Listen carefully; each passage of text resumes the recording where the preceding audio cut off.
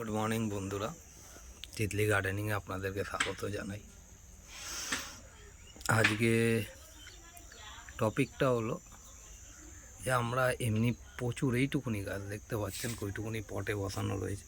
এটাকে মেন কথা আমি বনসাই বানানোর জন্য এই ডালটাকে চুজ করে রেখেছিলাম। দেখছেন গাছটা, এটাকে কাটিং করে করে আনতে হবে বনসাই রূপে। তো সেটার পরে যখন আনবো নিশ্চয়ই আপনাদের সঙ্গে ভিডিও শেয়ার করব। তো আমরা বোগেনভিলিয়া গাছে প্রচুর ফুল কি করে আনতে পারি,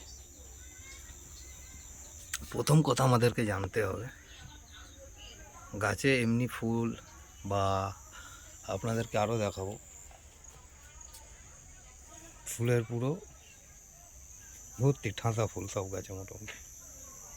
ঠিক আছে, এমনি ফুল কিভাবে আনবো বোগেনভিলিয়া গাছে। তো প্রচুর ফুল আনার জন্য বন্ধুরা বেশি কিছু উপকরণ আপনাদেরকে করতে হবে না, বেশি কষ্টও করতে হবে না, প্রচুর ফুল আসবে আপনাদেরও গাছে। সব দিয়ে বড় জিনিস আপনাদেরকে মনে রাখতে হবে, গাছে ফুল আসলে গাছের কমজোরি আসে, তার জন্য খাবার প্রদান করতে হয় গাছগুলোকে।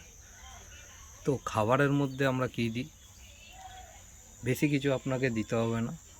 এখন যেমনি ঠান্ডাকাল, এখন দিয়ে আপনি মার্চ পর্যন্ত পুরো ফুল পাবেন, কিন্তু পুরো মার্চ মাস পর্যন্ত ফুল আসবে যাবে আসবে যাবে, কিন্তু আসবে, ভর্তি হয়ে থাকবে সারা বছর। যতদিন বলতে গেলে সারা বছরই বোগেনভিলিয়া গাছ ফুল দেয় কম বেশি, কিন্তু এই কটা সিজন নভেম্বর, ডিসেম্বর, জানুয়ারি, ফেব্রুয়ারি, মার্চ পর্যন্ত পুরো ফুল ভর্তি থাকবে গাছে।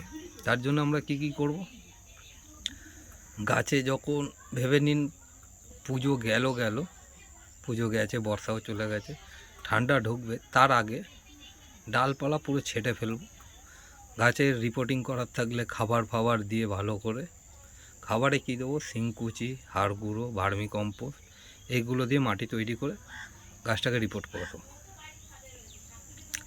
করে দেবো। এবার রিপোর্ট করে দিলে কি হলো, এবার যেই ডালপালাগুলো ছাড়বে বা যা কিছু আসবে, গাছ খাবারও পেয়ে গেল, গাছে ফুল আনতে অসুবিধা হবে না।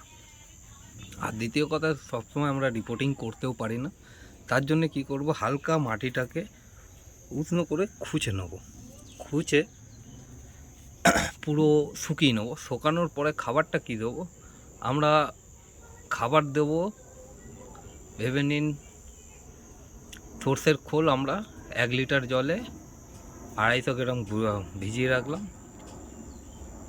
1 লিটার বলছি, বা 2 লিটার বা 3 লিটারে, ওইটা যখন 3-4 দিন ধরে পচাবেন, পচানোর পর সেই জলটা 1 লিটার জলে ওই জল মেশাবেন 150 বা 200 মতো, সেই লিকুইড ফার্টিলাইজারটা আমরা দেব। এই খোঁড়ার পরে যে 1 দিন বা 2 দিন শুকাবে, তারপরে কিন্তু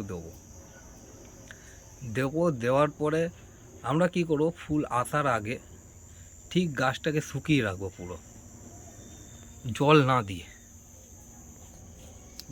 দিয়ে শুকিয়ে রাখলে কি হবে জিনিসটা, তাহলে দেখবেন পাতা আসবে না, ফুল আসবে। কিন্তু জল যদি বেশি করে দিয়ে দেন বন্ধুরা, তাহলে ফুল আসবে না, পাতা ভর্তি হয়ে যাবে গাছে। ঠিক আছে, পাতা বেশি থাকবে, ফুল কম থাকবে। তো আমরা যদি ফুল বেশি চাই, তাহলে আমরা জলটাকে একটু বুঝে শুনে দিতে হবে। আর দ্বিতীয় কথা, এই খাবার। তৃতীয় জিনিস, ফার্স্ট আপনাদেরকে বলে দিলাম যে যেটা রিপোর্টিং পুজোর পরে করে নেবেন, শীত ঢোকার আগে করে মাটি তৈরি করে বসিয়ে নেবেন। করলে কি হবে, গাছটা খাবারও পেয়ে গেল। আর যদি না করতে পারেন, হালকা খুঁচে ভেবে নিন, তারপরে নতুন গাছ করবেন তা না, কিন্তু নতুন গাছ করবেনই না। নতুন গাছ করলে নতুন গাছের শিকড় আপনি যদি ছিঁড়ে দেন, বোগেনভিলিয়া গাছের এমনিতে শিকড় কম থাকে, এবার যদি সেই গাছ আপনি রিপোর্টিং করতে গিয়ে শিকড় কোনো মতে ছিঁড়ে যায়, তো গাছ মারাও যেতে পারে। সেই কারণে বলবো, যদি নতুন গাছ থাকে করবেন না, মিনিমাম বছর 2-1 বা 3 পুরনো গাছ বা আপনার অভিজ্ঞতা থাকলে তাহলে করবেন। আর দ্বিতীয় কথা, খাবার এই দেবো, তারপরে জল একটু লিমিটেড বুঝে দেবো, তাহলে দেখবেন গাছে মিনিমাম নভেম্বর, ডিসেম্বর, জানুয়ারি, ফেব্রুয়ারি, মার্চ পর্যন্ত পুরো ভর্তি হয়ে ফুল আসবে। আর যখনই ফুলটা ভেবে নিন শুকিয়ে যাওয়ার পর যেখান দিয়ে যাবে, এইগুলো আমরা কেটে দেবো ফের নতুন ব্রাঞ্চে আসার জন্যে। এই সব জায়গায় যখন ফুল হয়ে যাবে এখান দিয়ে কেটে দিলাম, ফের এখান দিয়ে ব্রাঞ্চগুলো বেরোবে, তাতে আরও ফুল আসবে। যতবার ফুল আসবে, শুকিয়ে যাবে, ঝরে যাবে, তখন কেটে দিতে হবে, তো আরও ফুল আসবে। এই করে করে আমরা মার্চ পর্যন্ত পুরো ফুল নিতে পারি বন্ধুরা। আর এমনিতে বোগনভেলিয়া গাছ বললাম যে এটা আপনাদেরকে পুরো বছরই থাকে কম বেশি করে। এইভাবেই গাছের যত্ন নিন। বোগনভেলিয়া গাছ বেশি যত্ন চায় না, মোটামুটি যত্নতেই গাছ ভালো থাকে। এতক্ষণ ধরে দেখার জন্য ধন্যবাদ অসংখ্য। ভালো থাকবেন, সুস্থ থাকবেন। আজকের জন্য এইটুকুনি।